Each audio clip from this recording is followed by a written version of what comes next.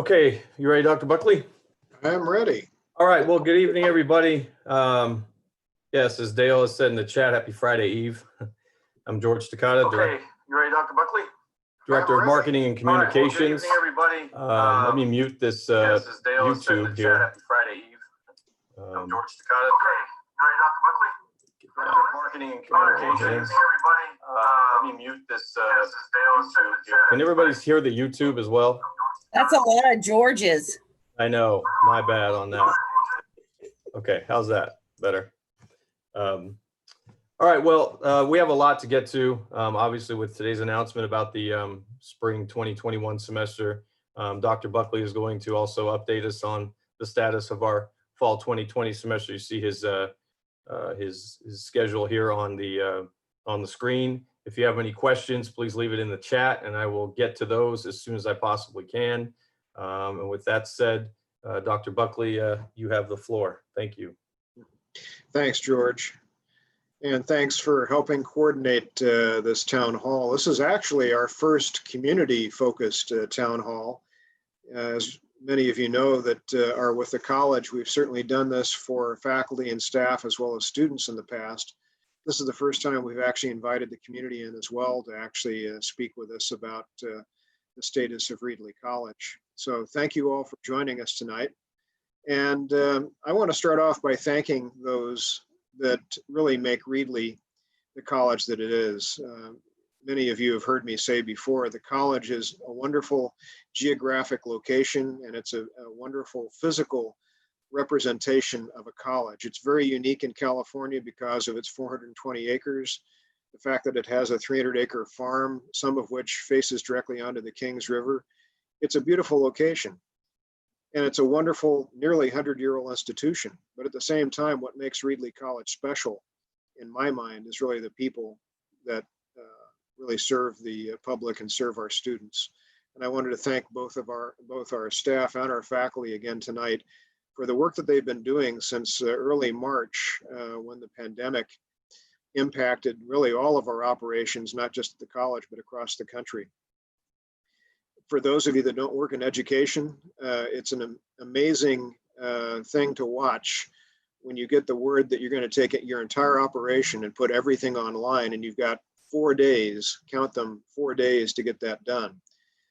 The staff and faculty here at the college took that challenge, and I can honestly say, as I've shared at some other meetings, that we did as well, if not better than all the other colleges in California, and that's evidenced by the data that we use to look at our student retention and also student success. As I'll share with you later tonight, the number of awards earned in the last academic year were significantly higher than prior years. So again, my hat's off, if I were wearing one, to everyone that really makes Ridley what it is. Now on to the status of our fall classes. For those that don't know the way we work, we don't make decisions in a vacuum. And in fact, we're really not allowed to in terms of education, and especially higher education. We take our marching orders from the State Department of Health, who takes their marching orders from the CDC. And of course, locally, we have the Fresno County Department of Public Health, which really issues our local guidance and more importantly, works with us on practically a weekly basis. Darren Cousineau is our public health officer that represents the district. He has weekly meetings with public health officials with the county. And then we, of course, meet with the chancellor and the chancellor's staff on a weekly basis as the presidents of the 4 colleges here in the state center district. So you could tell just from that short summary that we do a lot of work to stay in touch and stay up to date on what's happening with regard to health statistics that pertain specifically to the coronavirus and COVID-19. One of the disappointing things over the past, I'd say 2.5 months was that Ridley itself as a community has actually made, unfortunately, the map as far as being one of the hot spots in California. We've had really unprecedented increases in infection rates. And for those that aren't as familiar with the way we track what's going on with an infection like this, it's really what we call the positivity rate of testing, as well as hospitalization rates, and also, most importantly, the number of ICU beds that are actually occupied. And we only really have a little over a couple hundred ICU beds in the greater Fresno area. So it's important for us to be aware that our capacity is somewhat limited. And so that's what we tend to look at more importantly. So what we have been doing, really, those of you that are part of the college know this quite well, we formed a task force to inform us of what we'd like to do in terms of what the statistics informed us of, but also what courses, what programs we deem to be essential in terms of skill-based classes that could really only be taught in a face-to-face environment versus those classes that could be taught in an online environment. So we developed a plan, and in fact, our Vice President of Instruction, Dale Van Dam, headed up that task force and still does today, where we meet, I believe, on a weekly basis. Dale can jump in and correct me if I'm wrong. But the point is that task force informs President's Cabinet and myself with recommendations as to what to do pretty much on a week-by-week basis. We had started off with roughly 20% of our courses penciled in as being face-to-face before we launched fall classes. But as statistics really turned in the wrong direction, the task force and our administration made the decision to really reduce that number closer to 10%. And again, those are those classes that have unique laboratory environments where we have good airflow, we can create social distancing, and provide all the appropriate safety protocols as designated by the organizations that I've already mentioned. So where we stand right now is, as I mentioned, roughly 10% of our classes are being conducted in a safe environment on campus, where we are requiring our students to wear masks. We are requiring them to keep appropriate social distancing.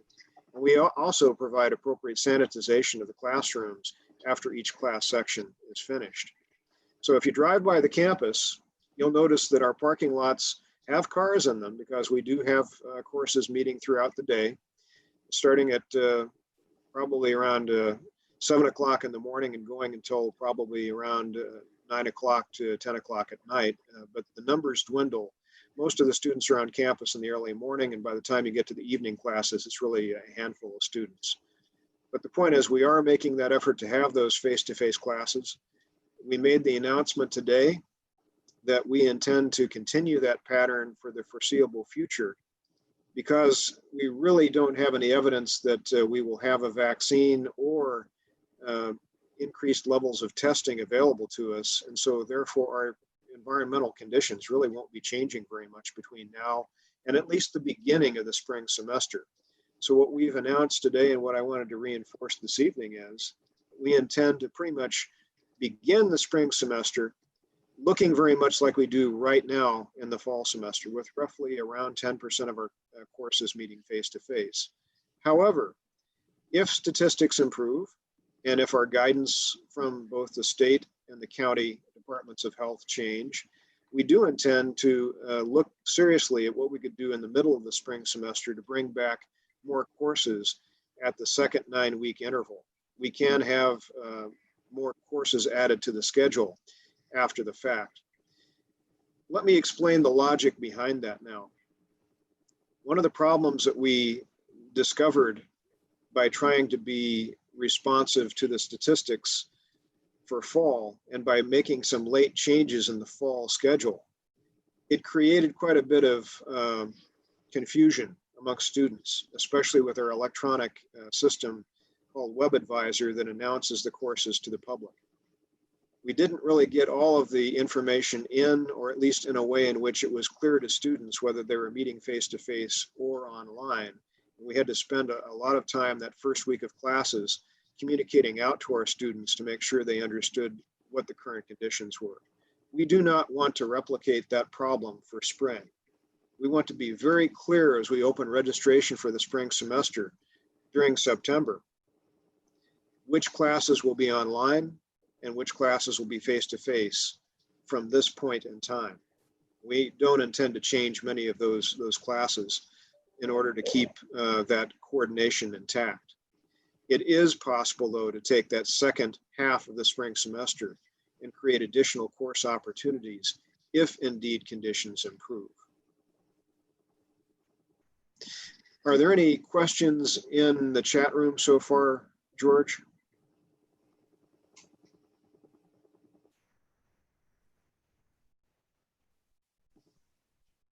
No, no questions yet.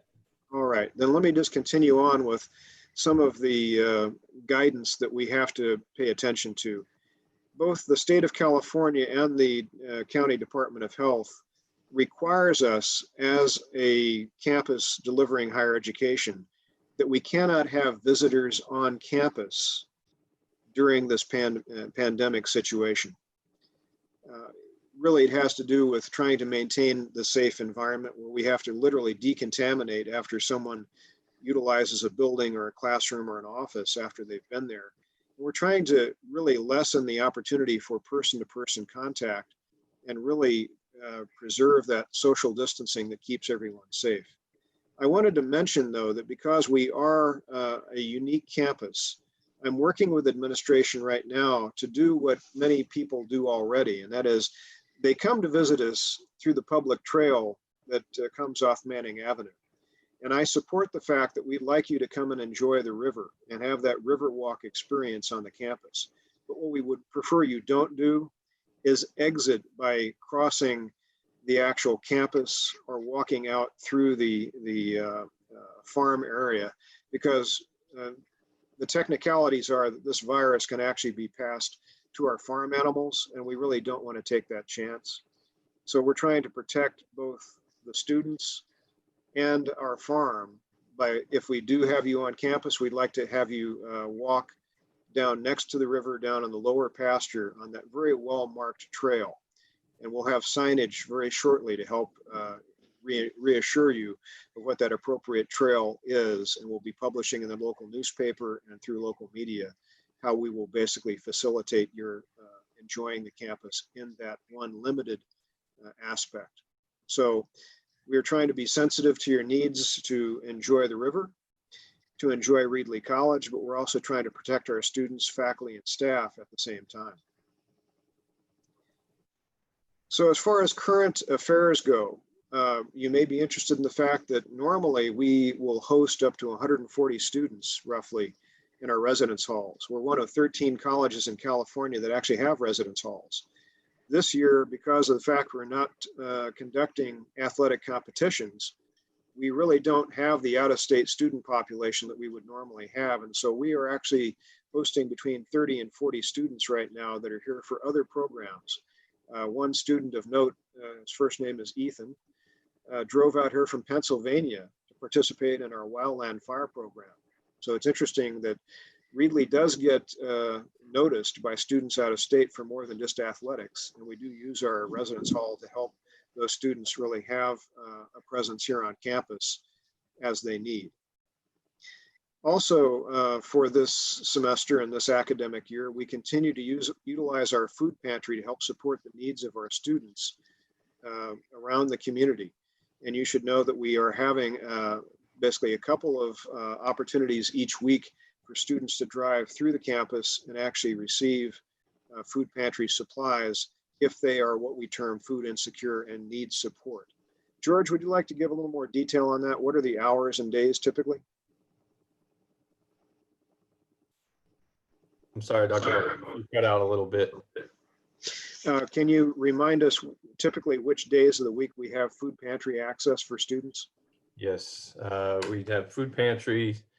We have food distributions every Wednesday. We're looking at 4 to 6:30 p.m. for those as the set time. Yesterday we had a really good turnout for that. And then the regular days for the food pantry, Tuesdays and Thursdays and Fridays. And I will put those hours in the chat for you so everybody remembers.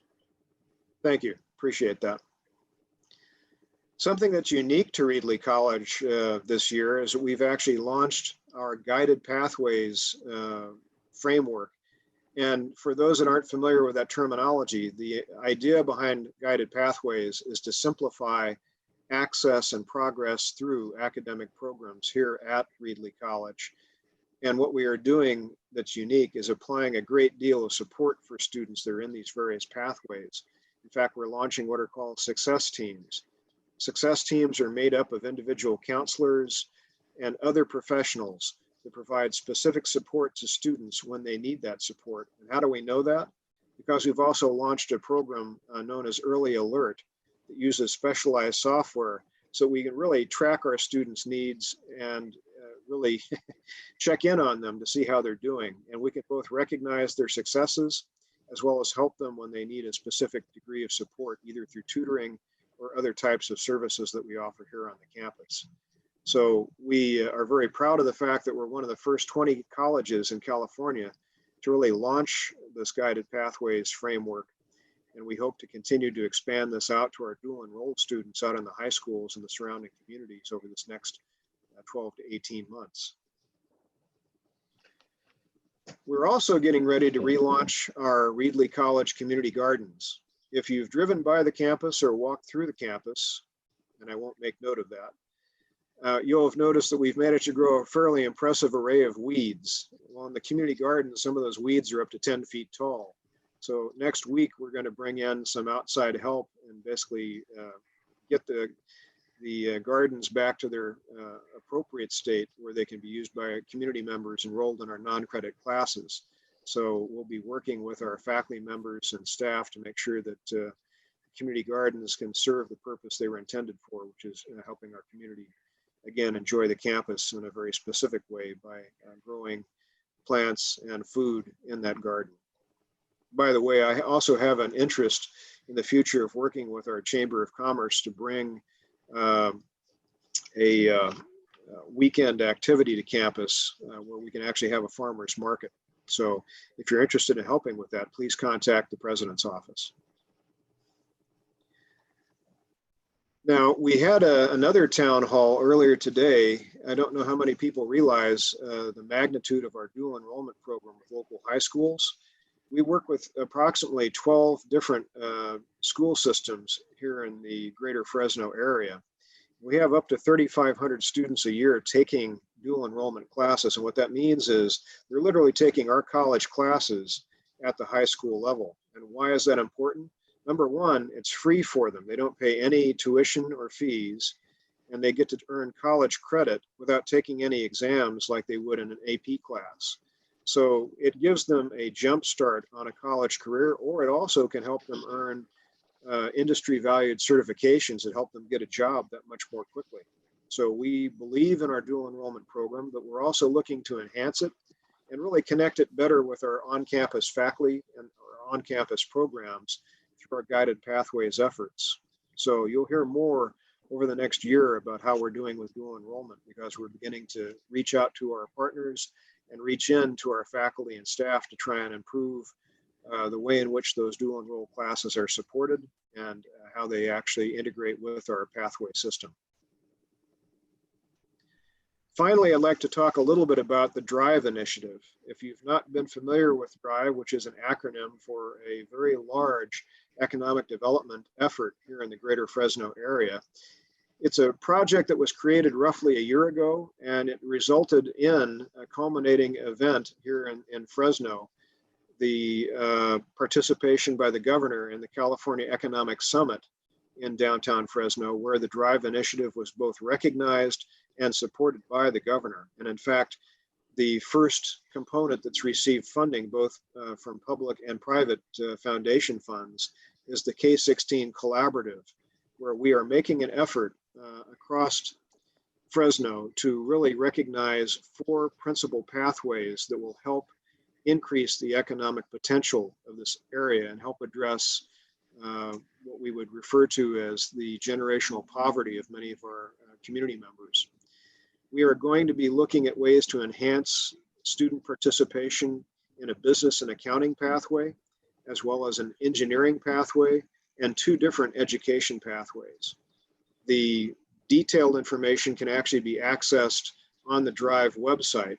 What I'd like to just describe for you in general terms is the K-16 Collaborative is about our high schools working more closely with our community college, who in turn will basically work more closely with our public universities and also private universities to increase the rate of both associate degree attainment, but most importantly, baccalaureate level education attainment as well in those 4 pathways, so that we can actually put people to work in very good paying careers, and specifically earning wages that are well above the level of the poverty level, so to speak. So we're trying to create good jobs and good career pathways that will benefit all of our communities. Now I'd like to go back to George and see if we've generated any questions. I've given you quite a bit of information to think about. I also know a lot of you that are in the Zoom room tonight are basically our own faculty and staff, and possibly some of our students. I'd like to hear from some of our community members first, if we could.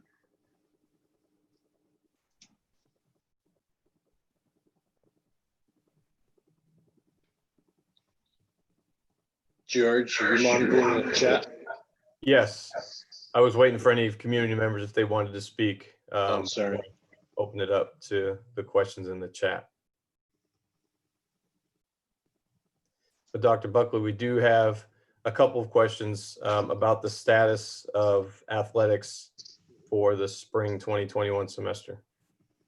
Very good. I think the best answer I can give for athletics right now is that we know that the governing body, the CCCAA, has really offered us a contingency plan for spring.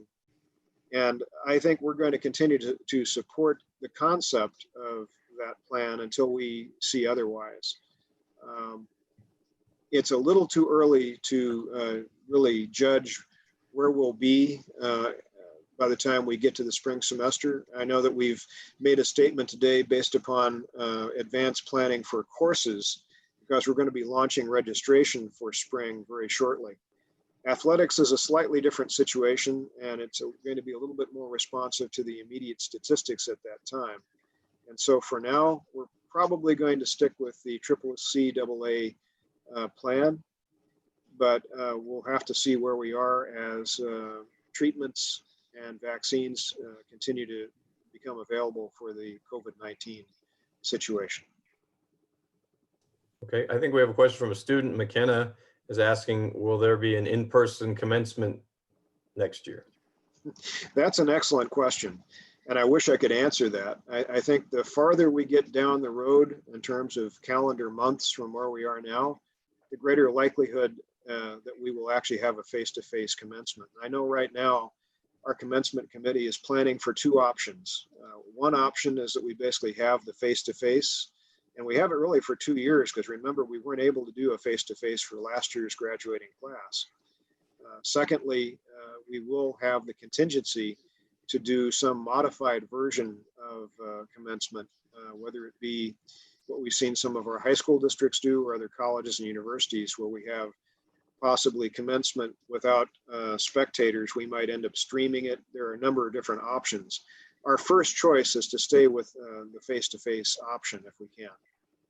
We may end up modifying things so that we do it by graduation by pathway or other options. So the committee is looking at all those options right now, and I think as we get further into the semester and the academic year, we'll probably have more information to go with, and we'll have a clearer picture of what will actually be happening. And by the way, I wanted to mention that something I alluded to earlier, our awards numbers for last year were amazing, and that we had really reached the highest level of certificates ever achieved by the college. And we had increased the number of degrees by over 500. Our transfer degrees have been increasing at the rate of about 37% over a 3-year period, which is more than 12% per year. So the numbers of students that are achieving either degrees and or certificates is the highest level we've ever seen, and it's very encouraging. Okay, I have a question from Veronica Cornell. Will the synchronous online meetings be listed with each course for the spring? I'll turn to Dale Van Dam for that particular question. All right, Dr. Buckley, thanks. And hello, everybody. Hope you're all doing well. There's about 3 or 4 questions in the chat regarding the spring schedule. And many of them cut right to the issue that we're wanting to deal with for spring. First, regarding the listings, it's kind of a two-phase process. One is that on the front end, we need to work with faculty and educate ourselves about what the potential modalities are. Veronica mentioned synchronous versus asynchronous. I'm not even sure when we set this up for fall that we all understood well the ramifications of those two modalities. So yes, we want each faculty member to declare, if you will, how their class is going to be conducted. Are they going to require Zoom meeting times on specific times and on specific days? And if so, we need to have that information right up front, clearly displayed for students as they enroll using WebAdvisor. Frankly, when you look at WebAdvisor for this semester, can be quite confusing, especially for someone who's not used to reading, academic schedules. So the first phase is to get the input from faculty in a clear way, have them understand the ramifications of not holding classes synchronously versus asynchronously, all those things. And so they're clear on the front end. On the back end, we need to work with the district, Robin Torres, and our own curriculum analyst, Cheryl Hesse, to utilize all the capabilities of WebAdvisor. And frankly, they're a bit limited, but we want to use what we can to make clear and consistent the listings in WebAdvisor. Again, we need to make sure that students are clear about what they're signing up for at the time they register, not after the class starts, right? And all of a sudden they are told that they will be responsible for Zoom meetings at a certain time. We want it clear up front. So we're really hoping to remove a lot of the confusion that we think existed for students signing up for the fall.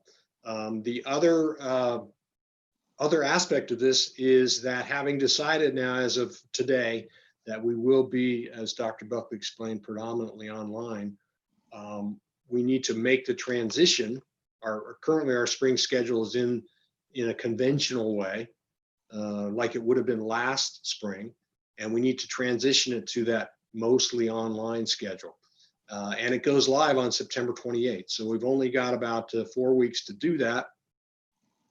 The way it's scheduled now, we need to get input from faculty. We need to make those changes in Colleague, which will be read by WebAdvisor. So there's a lot to do, and we need to work pretty closely with faculty on the one side, and then our IT folks and our district coordinators on the other side. So there's going to be a flurry of activity involving both education and specific feedback from faculty to make sure our spring schedule is as clear and as consistent as possible for students. Thanks, Dale. And for those of you watching, you may be aware of the fact that Dale and his team put a great deal of effort in during that first week of the semester to translate our electronic system into a list of courses with specific locations. It was posted to our webpage.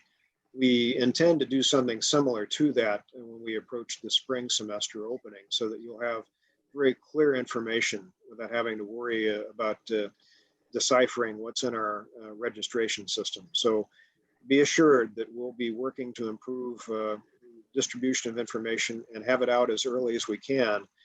As Dale said, we've actually got a short time frame here just to get things updated in the system prior to the release of that information on its scheduled release date of September 28th. Okay, we have another student question from McKenna. Dr. Buckley, are they going to improve and put the Zoom meeting times on WebAdvisor next semester for the courses that created confusion this semester? I think in general, without going back to Dale, we're going to do our best to make sure that whether it's synchronous or asynchronous, we'll have all appropriate information associated with that course advertised through that course list that I just described. So the answer would be, to the best of my knowledge, yes, we will be posting that information. Question from Javier Renteria. What's the data showing with the 10% of face-to-face classes? And have any of the students participating in those face-to-face classes tested positive for COVID-19? Dale, I'll let you handle that, because I know of one instance that's been confirmed, or actually, I'm not sure that it even was confirmed. Can you take over from there? I'll give it a shot. I don't know of any that have happened since the semester begun. We had some students that showed some symptoms, but to my knowledge, their test results were negative. But we've also had some students who could have come in contact, not on campus, but off campus, could have been in close contact with somebody that had tested positive. And those students were asked to remain at home for the time being until their symptoms either manifested or it was clear that they had not contracted the virus. I will say, though, that what's saved us in that situation is that we've been very consistent with facial coverings and with social distancing. Without those measures, because the student may have been exposed, there would have been a ripple effect. Since we observed those protocols, we weren't required to cancel classes or do contact tracing in our classes, again, because we had observed protocols. So I know at times that can be frustrating, especially for faculty who are lecturing face-to-face. It's not that easy with a mask on, but the fact that we're doing that has prevented a lot bigger impact to on-campus classes for these close contacts that we know of. I would say, we've heard of Dr. Buckley made reference to cases in the community and Ridley being a hotspot. So it's not as if we're in a bubble here, right? We've got students coming every day that go off campus. We've got faculty doing the same. Everybody on campus is doing the same. So we have that risk, but I think we're managing it well with the protocols we put in place. So even if we do have a positive test, we're able to isolate it pretty well. Thanks, Dale. And I do want to reinforce what you just said, and that is that there's a reason why we're using the social distancing protocols as well as the facial covering protocol, and also the sanitization of the workspace and or learning spaces on a regular basis. We've obviously researched this. We are in close contact with the County Department of Health. They've signed off on our return to campus plan for those courses that are on campus. We've been practicing these safe procedures, and I think we are seeing the benefits, because we know that even if someone has the virus, if you're basically wearing a facial covering and you're more than 6 feet away from someone else, there's a very high statistical probability that you will not pass the virus. It's been proven. So this isn't just stuff we pull off the top of our pointy little heads. This is stuff that's proven by public health professionals. So that's why we're doing it this way, and that's why we're going to continue to do it this way. And by the way, I wanted to dispel a rumor. Someone has told me that the rumor is that there are people driving around campus taking pictures of people to make sure they're all wearing masks. Yes, Dale and I have been out in the golf course cart, basically driving around looking to see what's going on. But no, we're not taking pictures, and we're not basically taking down names. That's not what this is about. We're trying to encourage people to participate. But you'll never find me basically using that kind of approach to create compliance. You have to want to do this, because as people have said in other venues, when you wear a facial covering, it's because you respect other people. That's what I prefer we think of as a college community, that we're trying to take care of each other, as I know we do on a daily basis. So no, I'm not out there taking pictures. Don't make me do that. What else have you got, George? Question about working from home. Will we continue to work from home? Yeah, I think what we have in place right now is what we're going to have for the foreseeable future. But that's a great question from the standpoint I'd like you to think about. If you have time in your day, if you're not basically filling up your 8 hours if you're an employee, we certainly have other things that we could use you for, and in the sense of not hiring additional people in this budget constrained time. Right now, our budget's good. We're all concerned that really next year is going to be what we would refer to as the financial cliff, if you will, where we're not just going to be pulling in enough tax dollars to really fully fund operations at the college. So we're trying to save dollars wherever we can. So if we can have someone who's working from home do a slightly different set of tasks, that would probably benefit all of us. I don't know exactly what those are, but we began discussing this as an option in both President's Cabinet and our Advisory Council earlier this week. So if you have ideas that we can bring forward, we're not going to force anyone to do anything, but we'd appreciate volunteerism on the part of our people out there to consider alternative assignments if you feel you could take on additional work. Yeah. Dr. Buckley, I wanted to say one other thing regarding on-campus protocols. Nurse Kelly is involved with every case of close contact or somebody reporting symptoms or someone was tested. We run everything by Nurse Kelly to make sure we're following up in the proper way. We're isolating if necessary. So she's in on all those conversations. So far, she has not been overwhelmed. We also try to get to Darren Cousineau on the phone as well if we have any question on campus. So she's been a great help. And I think it's a good sign that we haven't completely overwhelmed her, but we always rely on her input in making decisions about those instances. Yeah, to reinforce Dale's point, Nurse Kelly is our initial point of contact here on the campus, who then communicates out to appropriate leadership if something comes up. But she also has direct contact with Darren Cousineau at the district office, who then contacts the County Department of Health. So we have this feedback loop built into our communication system. It's actually been working very effectively since early March. We have a comment in the chat about the lists published on the website identifying on-campus classes versus online classes was very helpful for our students. And I know that's something that Dale had to work on all day one day a couple weeks ago. So we're glad to make that more student friendly, of course. A question here from Brian Talalian. Will those face-to-face classes that were going to be offered this semester be available for face-to-face instruction next semester, i.e. the 10% that moved online out of the initial 20% face-to-face classes that were proposed, or is it too early to tell? Well, I would say that initially in our discussions at President's Cabinet, we intend to keep the same mix of classes that we have currently.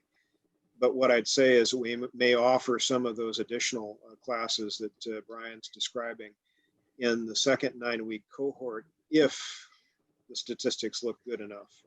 If conditions improve, that's when I think we're going to open the doors and have a broader opportunity. But we'll certainly keep it under advisement. We're not going to say no to anything up front, but our current plan is to keep everything as we have it for fall, as it's basically working right now. That was the last question in the chat. Does anyone have a question that they would like to bring up verbally?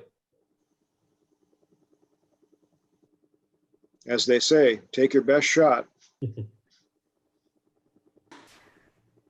I have a question. Mhm. Yes, Gary? Yes. Go ahead. as you mentioned, just take your best shot. I said, here's my question.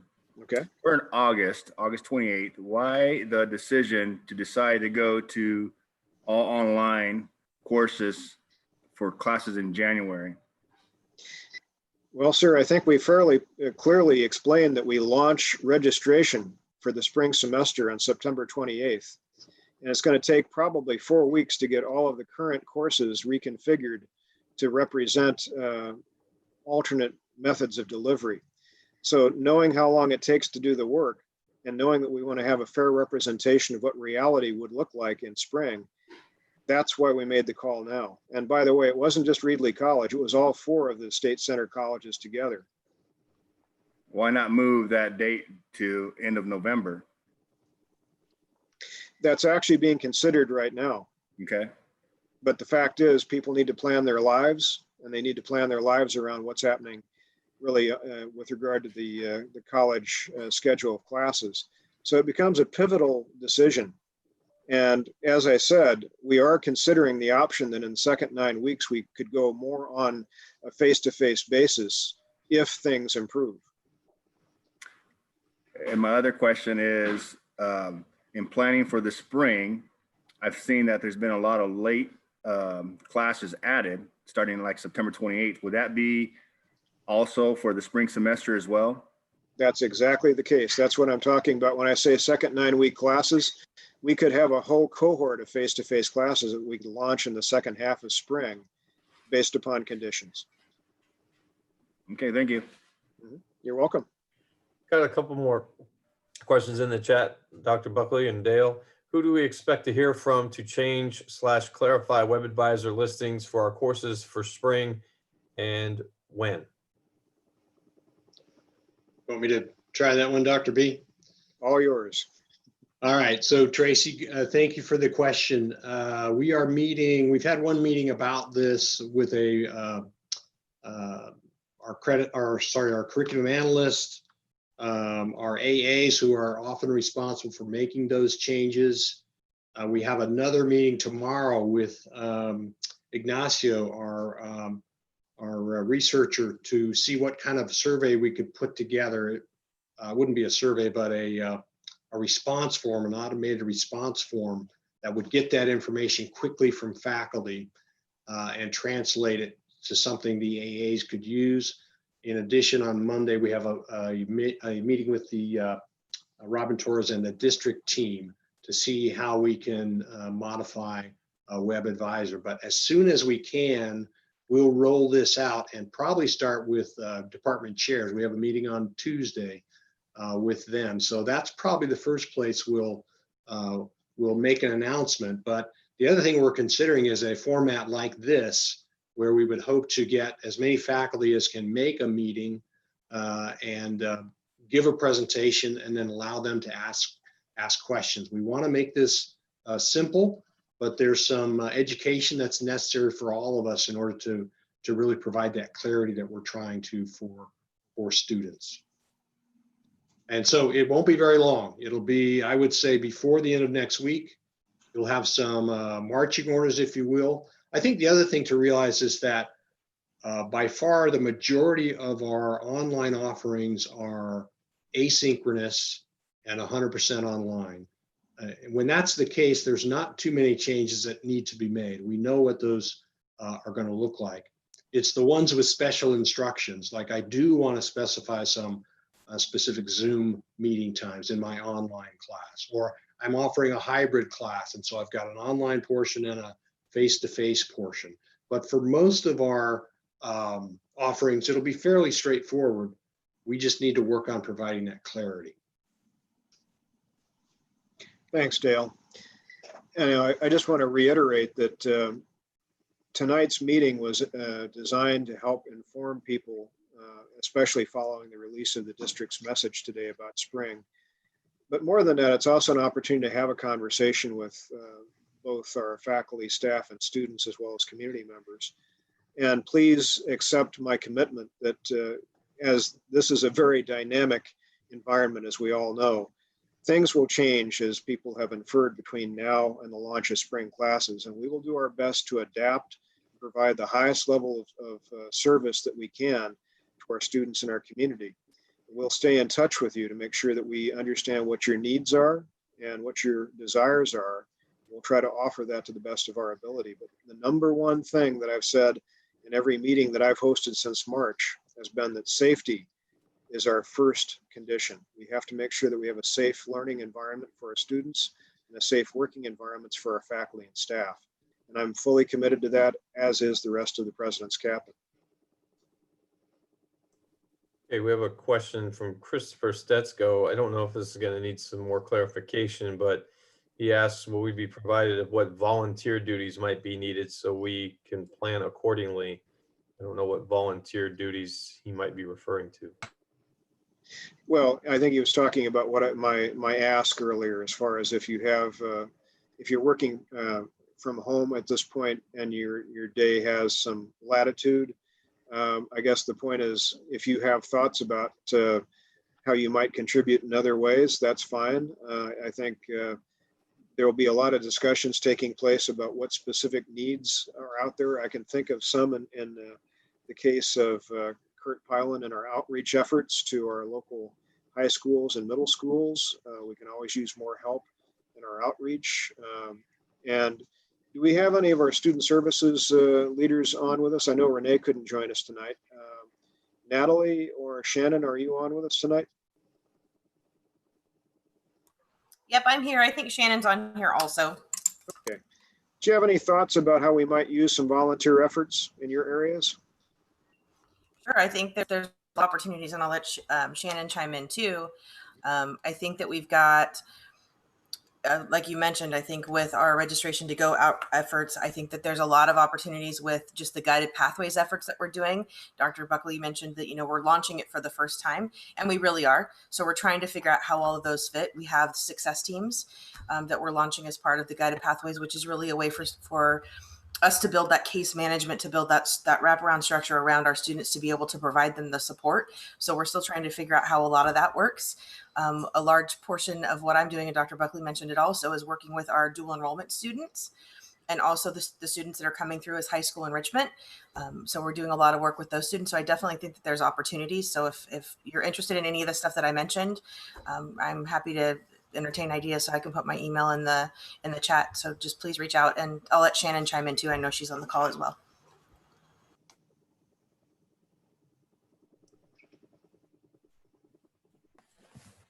My apologies. I was actually just got logged back in because I was kicked off, so I missed the first part. Well, the thought was, do you have any input for us as far as how folks might volunteer to help with some of your most impacted student services areas? Definitely in terms of everything that Natalie just said and outreach. And we've been working with faculty on an individual basis as they submit Starfish early alerts to us. So that's very important as well, so that we know what student needs are. So if we could please encourage instructors to continue to raise those flags on students so that we can outreach the students. We would really appreciate that. And I can think of a couple of other areas on my own. One is the fact that we formed what's called the Online Information Center, OIC, which is really an extension of our physical switchboard. It's the virtual version of ROSA, if you will. So almost all calls come in through ROSA on a daily basis, but of course she goes home at 5 p.m. Our OIC is functional till 8 p.m., 5 days a week. And we frequently staff that with students, but the fact is, having experienced Ridley employees would actually help us with the knowledge base that many of our new students need in terms of how to find a particular function or whatever else they might have in the way of questions. So helping us staff the OIC is one area that we can consider. The other is that we can never have enough tutors in terms of our tutoring pool. And when you think about 3,500 high schoolers that are taking college classes, the ability to increase the number of tutors available online is also certainly very desirable. So those are just a few ideas for you this evening, how you might volunteer your time. No, I'll throw one of the other things out there. I think Dan and I have been talking about it. We've talked in a lot of different, Dan Demers and we are really working diligently to try and convert a lot of our paper processes to a digital format. So if anybody has interest in working in that too, that's something else that we're working on, is trying to make things a little bit more accessible, a little bit easier to process in this world where we can't very easily walk a piece of paper around. So Dan, I don't know if you want to say more about that. No, thanks, Natalie. I just want to make sure it got mentioned, and you did a great job with that. We have quite a bit of work to do in making documents accessible for all of our students, so that they're easily accessible and readable, and they can get to them in an efficient format, and trying to use technology where we can, I think, to speed up the process of getting documents to and from students, getting the signatures that we need without burdening them with an overabundance of papers. So yeah, no, you did a great job with that. Thank you. And by the way, I did want to mention that I've been on a number of calls this week about ways in which we can enhance broadband access across the valley. I know that in our rural facing capacity as Ridley College, we're working with students and families in areas that really don't have internet access. And so we're trying to figure out, working with the governor and the Council on Higher Education, what can we do in these very unique times to try and provide enhanced service to those that need it most? Because you may have heard the phrase, the digital divide. Well, we certainly live in that digital divide here in the Central Valley. So we're looking for ways to enhance access to technology and also access to the internet to help support all of our students during this critical time. Okay, question in the chat. How can we find out or list the day and time we have to hold our final exams for spring so there are no conflicts? That's a Dale question. Let's see, I think that was from Veronica. Yeah. Veronica, we should probably talk offline, but remember that our current schedule of finals, I'm trying to think as I go here, but our current schedule of finals should eliminate most of the conflicts. And so if you go by that original schedule, right, and keep your final schedule, I think you'd be okay.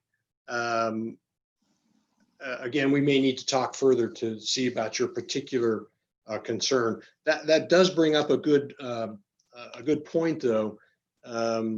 It's important, if we do have an online class with a Zoom component, that we stick with our original day and time assignment. Otherwise, you may be conflicting with other classes, right? So even though your schedule might be flexible and you could change the time of your Zoom sessions, you never know if you're going to be stepping on somebody else's critical class that might be a sequence with yours or might be complementary to yours. So as we do this revision of our schedule for spring, we need to, for the most part, observe those original scheduled times. But Veronica, if I didn't hit your question or I'm not thinking about something, chat again or come on and do it verbally. Okay, that was the last question in the chat, Dr. Buckley and Dale. So if anybody has one that they would like to verbally speak on, you may do so.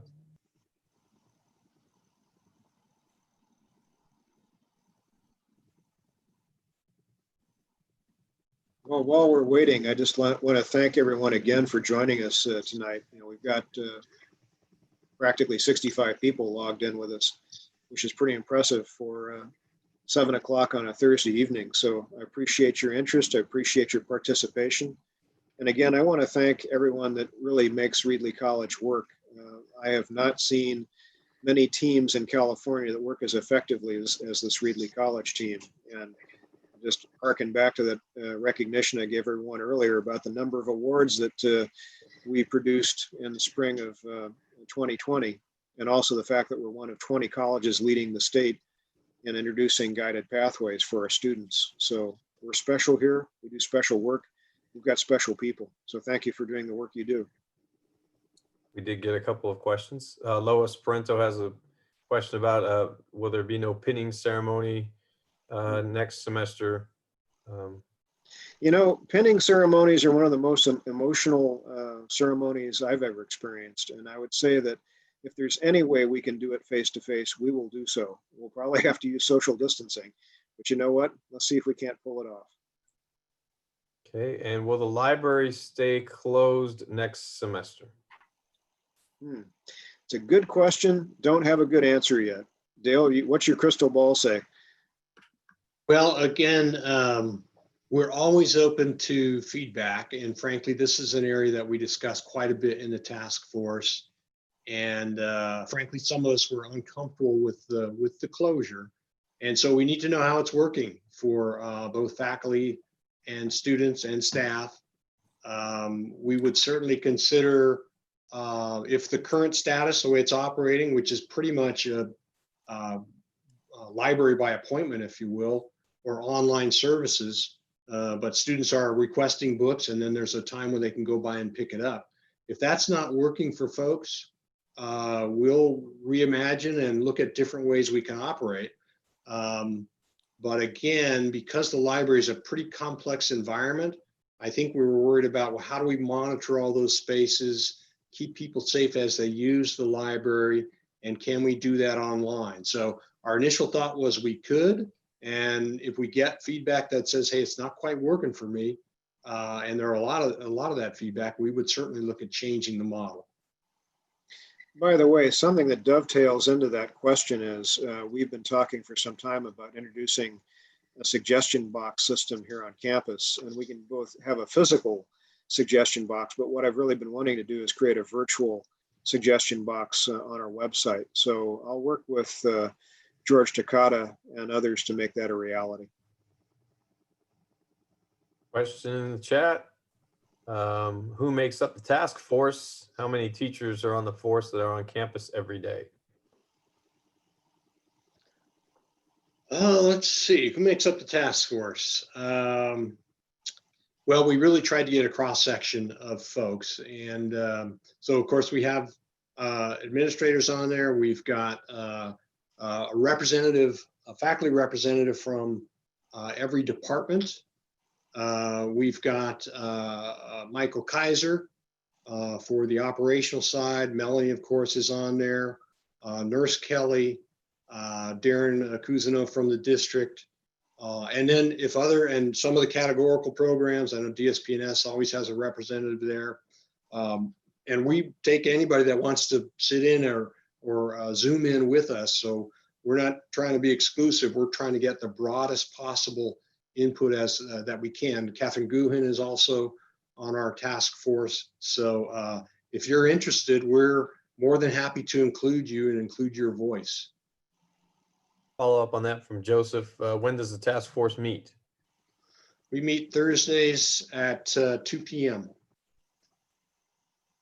Question from Eve Castellanos. Will there be additional laptops and hotspots available for students next semester? Dan, that's yours. Short answer to that question is yes. We continue to look for as much IT and tech that we can get our hands on.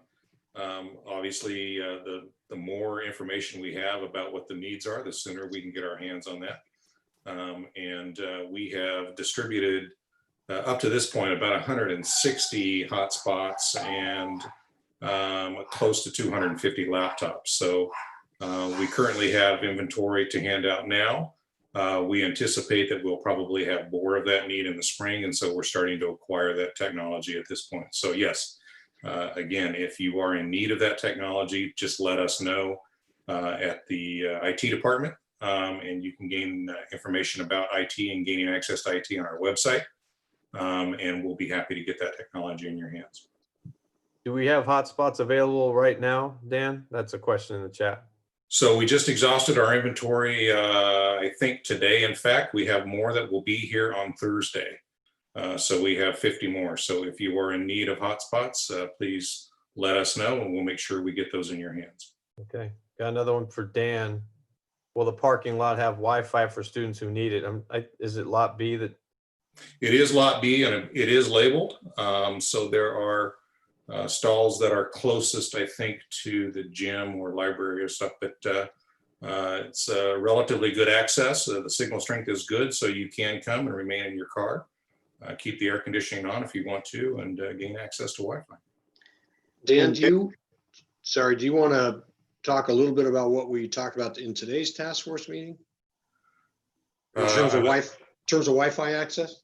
On campus Wi-Fi, Dale, is that what you're referring to? Yeah, well, inside Wi-Fi. Yeah, cool. So one of the things that we continue to try and work our way through is providing adequate and ample Wi-Fi access for students who are on campus.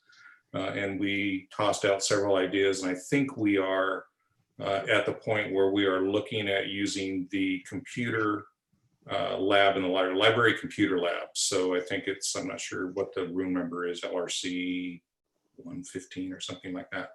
But it is a very large room. It has 2 exterior doors, one you can come in and get out of very easily.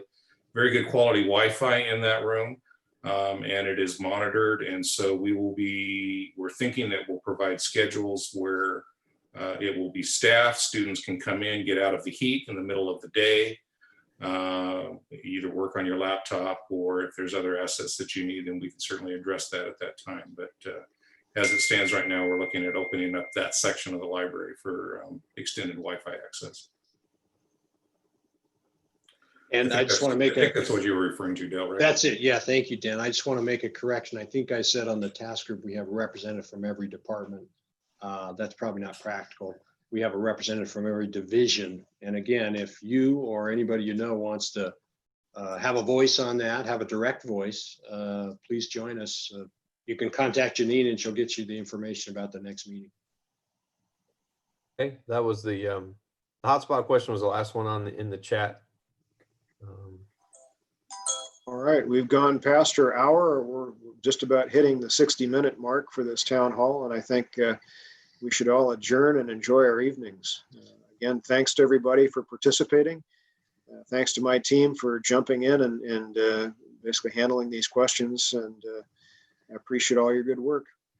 We'll see you all tomorrow. Thank you, everybody. Bye, thanks. Bye.